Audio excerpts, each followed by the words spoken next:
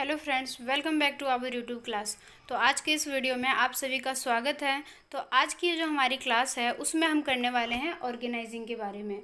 इससे पहले यूनिट 3 के जो भी आपके टॉपिक है, जो भी आपके कॉन्सेप्ट है, उसको हमने यूनिट पार्ट नंबर 1, 2, 3 में कवर कर लिया है।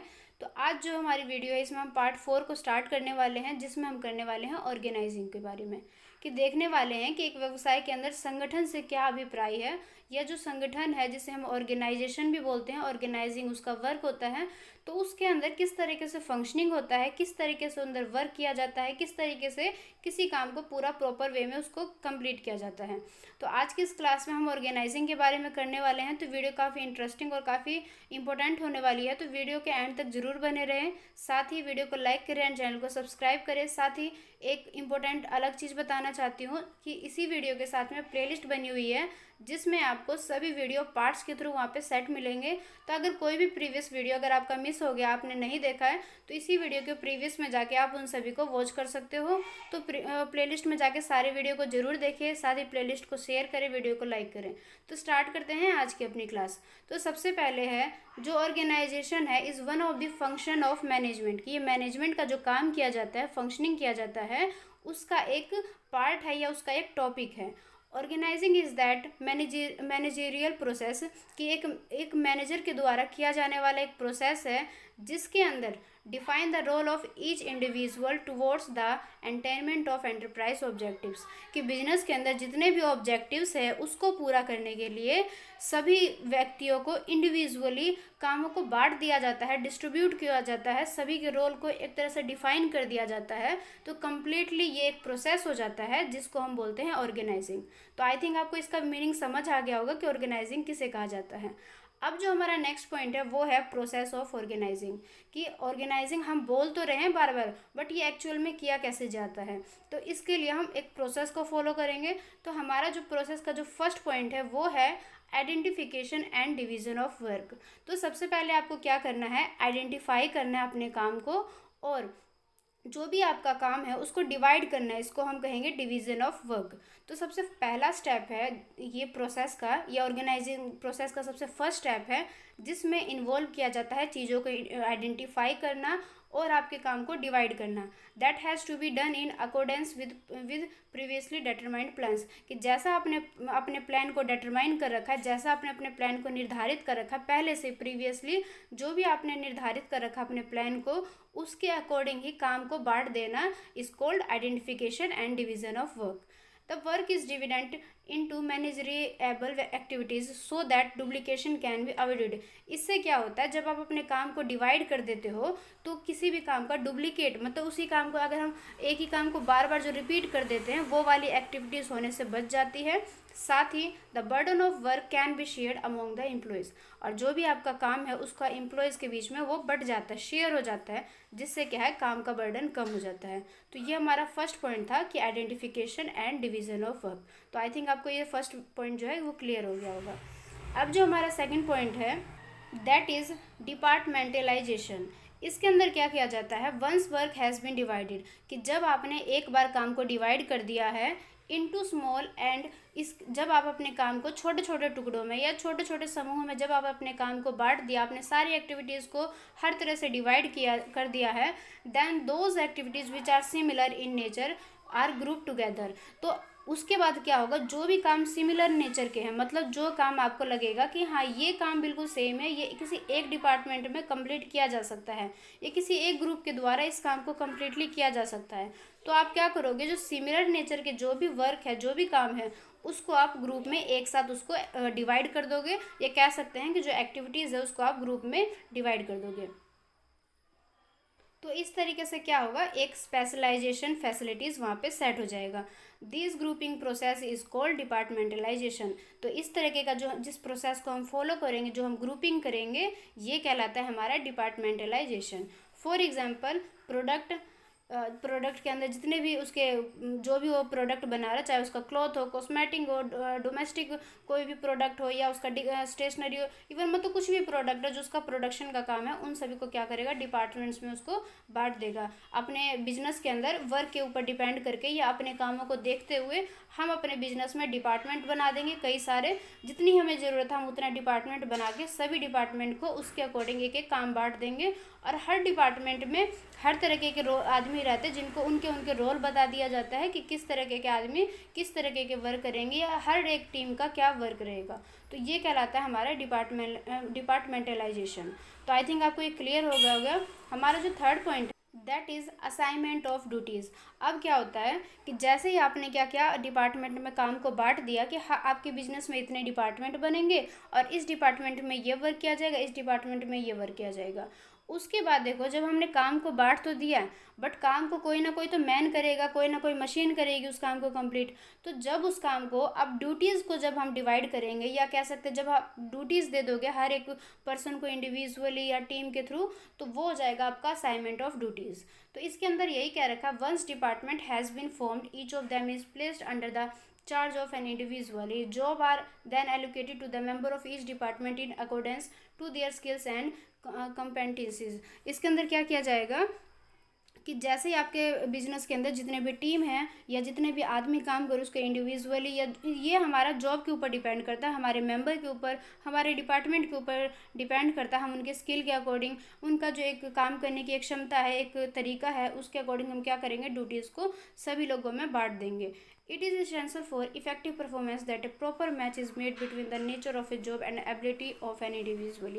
ये काफ़ी इंपॉर्टेंट हो जाता है एक इफेक्टिव परफॉर्मेंस के लिए कि हमें क्या करना है, बिल्कुल मैच मेड करना है चीज़ों को, जो कि नेचर ऑफ जॉब और जो हमारी एबिलिटी है किसी भी वर्क को करने के लिए, चाहे वो हम इंडिविजुअली कर रहे हैं चाहे हम ग्रुप के थ्रू कर रहे हैं, तो उन सभी को एक प्रॉपर मैच के अकॉर्डिंग हमें इस काम को पूरा करना है।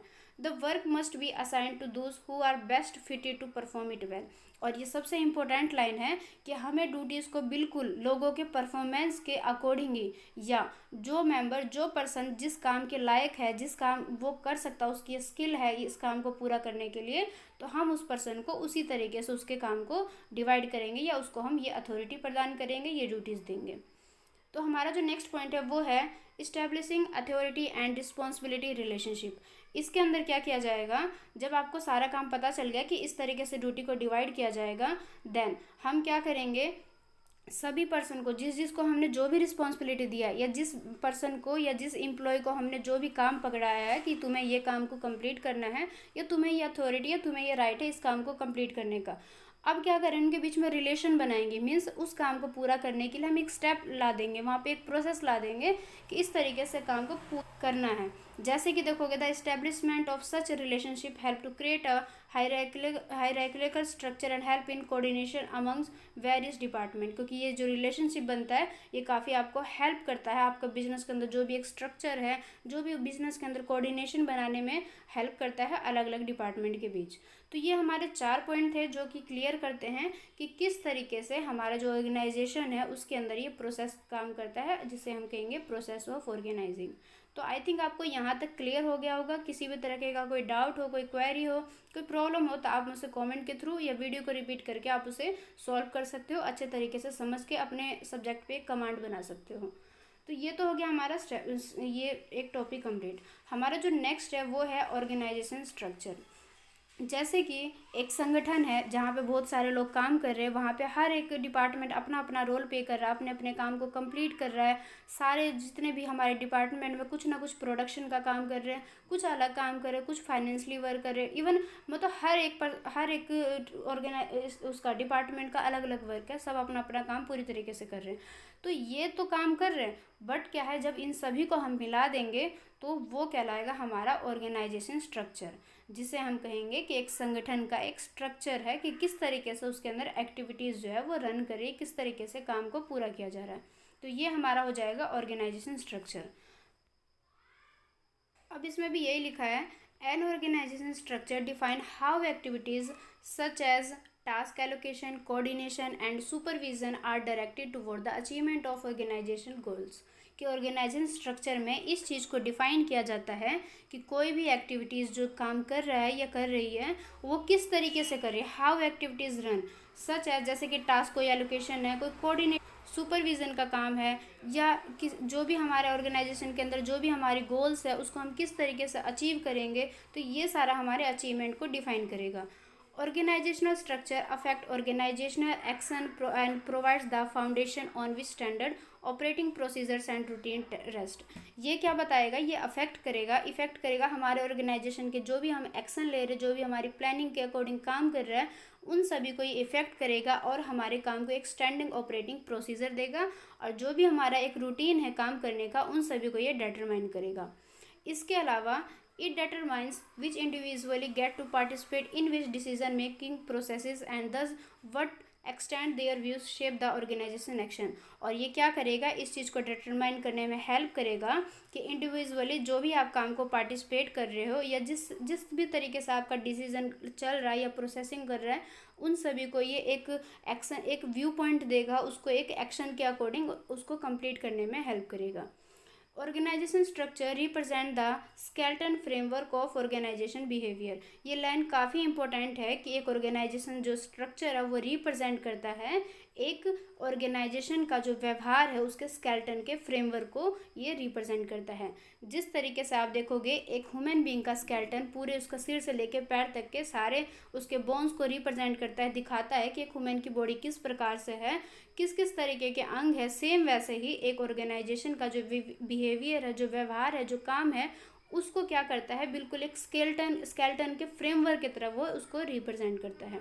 ये काफ़ी इंपॉर्टेंट लाइन है, और अगर ये आपके एग्जाम में क्वेश्चन आता है तो आप इसे बिल्कुल, मैं कहूँ कि बिल्कुल आपको लिखना ही लिखना है। आप इस लाइन को बिल्कुल रट लीजिए या इसको याद कर लीजिए, कुछ भी कर लीजिए, बट इस लाइन को आपको याद रखना है।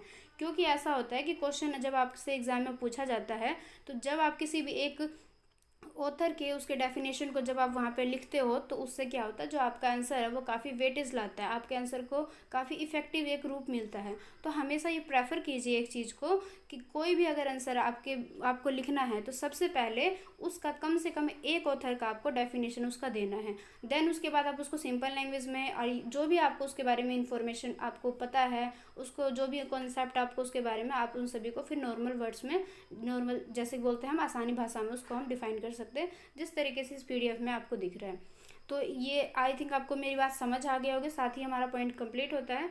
नेक्स्ट जो हमारा पॉइंट है वो है ऑर्गेनोग्राम्स। ये भी थोड़ा थोड़ा ऑर्गेनाइजेशन के बारे में ही है, इसको हम काफ़ी अच्छे तरीके से पढ़ लेते हैं कि ये है क्या। An organograms is a graphical representation of an organisation structure.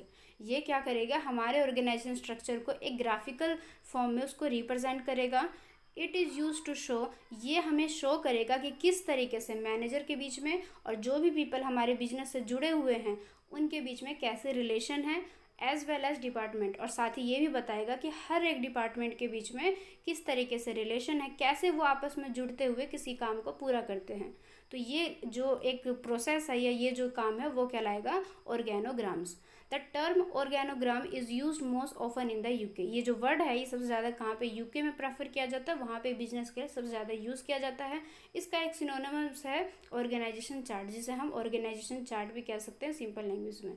उसके बाद है it is used to represent the chain of command and relative making of various position in a department or organization। ये क्या करेगा, हमारे बिजनेस में जितने भी ऑर्गेनाइजेशन है, जितने भी डिपार्टमेंट है, उसमें जो अलग अलग जो पोजीशन बने हुए हैं लोगों के, एम्प्लॉयज़ के, उन सभी के बीच में एक चैन के रूप में उनको शो करेगा, रिप्रेजेंट करेगा। साथ ही ये एक तरीके से कमांड बनाए रखेगा आपके वर्क के प्रति। An organization can be structure in many different ways. जो ऑर्गेनाइजेशन का जो स्ट्रक्चर है उसको काफ़ी अलग अलग वे में हम उसको डिफाइन कर सकते हैं, उसको शो कर सकते हैं, डिपेंड करता है हमारे ऑब्जेक्टिव्स पे। तो आपको ये समझ आ गया होगा कि ऑर्गेनोग्राम किसे कहा जाता है। ऑर्गेनाइजेशन स्ट्रक्चर जिसे हम ऑर्गेनोग्राम भी कह रहे हैं, allow allocation of responsibilities for different function and processes to different entities such as the branch, department, work group and individual. ये जो ऑर्गेनाइजेशन स्ट्रक्चर जिसे हम ऑर्गेनोग्राम भी कह रहे हैं, इसके अंदर ये सारे रिस्पॉन्सिबिलिटीज़ को इंक्लूड किया जाता है, इन सारे फंक्शनिंग को इंक्लूड की जाती है, जिसमें आपके ब्रांच हो गए, डिपार्टमेंट हो गए, वर्क ग्रुप हो गए, इंडिविजुअली, इन सभी को कंप्लीट उसमें इंक्लूड किया जाता है। तो ये था हमारा ऑर्गेनोग्राम के बारे में। तो आई थिंक आपको ये समझ आ गया होगा। अगर मैं आपको सिंपल लैंग्वेज में बताऊँ, अगर आपको फिर भी समझ नहीं आ रहा है तो ऑर्गेनोग्राम क्या है, ऑर्गेनाइजेशन स्ट्रक्चर का ही एक चार्ट फॉर्म है, या उसका एक ग्राफिकल जब रिप्रेजेंट करते हैं तो उसको हम बस एक अलग नाम दे रहे हैं, जिसको हम यूके में सबसे ज़्यादा इसको यूज़ किया जाता है, जिसको हम ऑर्गेनोग्राम भी कहते हैं। तो ये ऑर्गेनाइजेशन स्ट्रक्चर या वही सेम चीज़ है, इसमें आपको कन्फ्यूज़ होने की कोई ज़रूरत नहीं है। जो हमारा नेक्स्ट पॉइंट है वो है एलिमेंट्स ऑफ ऑर्गेनाइजेशनल स्ट्रक्चर, कि ऑर्गेनाइजेशन स्ट्रक्चर जो है, जो हमारा ऑर्गेनाइज संगठन का एक स्ट्रक्चर है, उसके अंदर कौन कौन से पॉइंट, कौन कौन से एलिमेंट्स या कौन कौन से इसके अंदर फीचर्स इंक्लूड की जाती है। सबसे फर्स्ट पॉइंट है the network of formal relationship. ये क्या करता है, एक बिजनेस के अंदर, एक फर्म के अंदर जितने भी पर्सन काम कर रहे हैं उन सभी के बीच में एक फॉर्मल रिलेशनशिप का जो नेटवर्क बना हुआ है उसको डिफाइन करने में या उसको बताने में हेल्प करता है, आपको इन्फॉर्मेशन प्रोवाइड करता है। साथ ही the duties the organisation chart and the job description, और साथ ही क्या करेगा, ये आपके जॉब के डिस्क्रिप्शन जो है उसके बारे में इंफॉर्मेशन प्रदान करेगा, ऑर्गेनाइजेशन चार्ट के बारे में कम्प्लीटली आपको उसके बारे में इंफॉर्मेशन प्रोवाइड करेगा। जिस तरीके से आप देखोगे वीडियोस के डिस्क्रिप्शन में वीडियो से रिलेटेड आपको सारी इन्फॉर्मेशन दे दिया जाता है कि ये वीडियो इससे रिलेटेड है, ये वीडियो ये कवर करेगा, सेम वैसे ये जॉब डिस्क्रिप्शन है जिसमें जॉब के बारे में कम्प्लीटली इन्फॉर्मेशन आपको प्रोवाइड की जाएगी। तो ये हमारा क्या है, एक एलिमेंट है ऑर्गेनाइजेशनल स्ट्रक्चर का।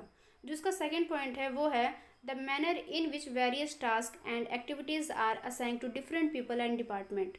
इसके अंदर क्या किया जाएगा, जितने भी अलग अलग जो वेरियस बिल्कुल तरह तरह के जो टास्क है या तरह तरह की जो एक्टिविटीज़ है जो हमारे बिजनेस में यूज़ की जा रही है, उनके बीच में डिपार्टमेंट या पीपल जो भी उससे जुड़े हुए हैं उन सभी के मैनर को डिफाइन करेगा, असाइन करेगा हर चीज़ों को।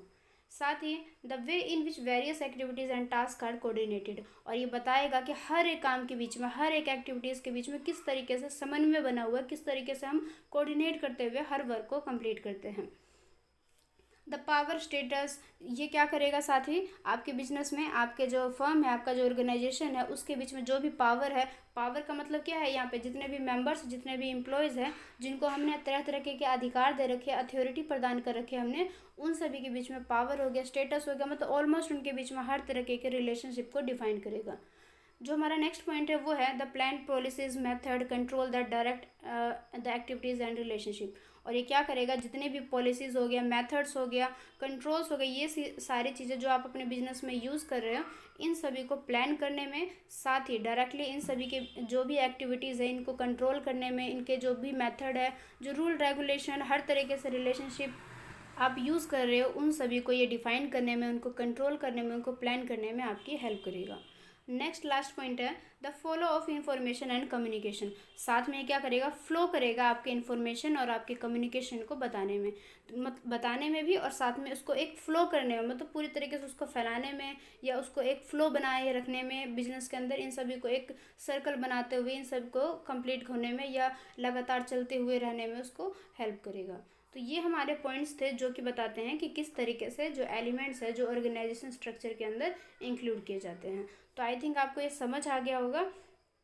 अगर किसी भी तरह की प्रॉब्लम आ रही है किसी भी पॉइंट्स को लेके, वैसे तो देखो ये काफ़ी सिंपल लैंग्वेज में लिखे हुए हैं, काफ़ी इजी लैंग्वेज में इनको डिफाइन किया गया है इस पीडीएफ में, बट अगर फिर भी कोई प्रॉब्लम है तो एक बार आप वीडियोस को दोबारा देख ले, अगर फिर भी नहीं समझ आ रहा तो आप कमेंट्स के थ्रू से पूछ सकते हो।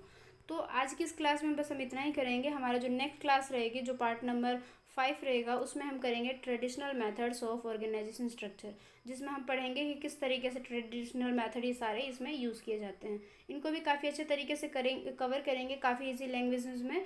तो वीडियो के एंड तक, हर वीडियो में एंड तक ज़रूर बने रहे, क्योंकि वीडियो जो है बिल्कुल एक एक पॉइंट आपके लिए काफ़ी इंपॉर्टेंट है। क्योंकि मेरा जो मोटिव रहता है, मेरा जो ऑब्जेक्टिव रहता है, ऐसा कुछ नहीं है कि आपको वीडियोस के अंदर आके बस फालतू की चीज़ें बता के और टाइम वेस्ट करना है, क्योंकि टाइम इज़ वेरी प्रिकॉशियस। सो मैं टाइम वेस्ट नहीं करना चाहती। तो बस जितना मैंने पढ़ाया बस उतनी चीज़ें आपको अच्छे तरीके से समझ में आए, बस यही मोटिव रहता है। तो बस वीडियो इतना ही है आज के लिए। अगली क्लास में हम अपने नेक्स्ट टॉपिक को स्टार्ट करेंगे। वीडियो से आपको सारे कॉन्सेप्ट अगर क्लियर होते हैं, वीडियो अगर आपको पसंद आती है तो वीडियो को लाइक करें। और अगर वीडियो के अभी तक अगर आप बने हुए हैं तो thank you so much video के यहाँ तक बनने के लिए। वीडियो को लाइक करें एंड चैनल को सब्सक्राइब जरूर करें। और इसी वीडियो की जो प्लेलिस्ट बनी हुई है उसको ज़्यादा से ज़्यादा शेयर करें।